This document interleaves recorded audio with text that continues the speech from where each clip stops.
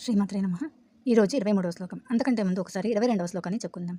ఏ హి సంస్పర్శజా భోగాః దుఃఖయోనయ ఏవ తే ఆద్యంతవంతః కౌంతేయ నతేషు రమతే బుధః. 23వ శ్లోకం. శక్నోతి హైవ యస్సోఢుం ప్రాక్ శరీర విమోక్షణాత్ కామక్రోధోద్భవం వేగం సయుక్తః స సుఖీ నరః.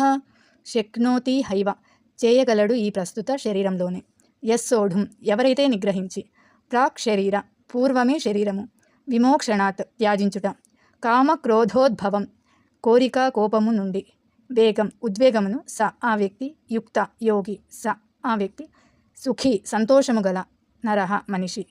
ఈ శరీరమును విడిచిపెట్టక ముందే ఎవరైతే కామ క్రోధ శక్తులను నియంత్రణ చేయగలరో వారు యోగులు, మరియు వారు మాత్రమే నిజమైన సుఖ సంతోషంలో కలవారు అని ఈ శ్లోకం యొక్క అర్థం.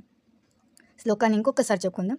శక్నోతి హైవ యస్సోఢుం ప్రాక్ శరీర విమోక్షణాత్ కామక్రోధోద్భవం వేగం సయుక్తః స సుఖీ నరః. 24వ శ్లోకం రేపు చెప్పుకుందాం.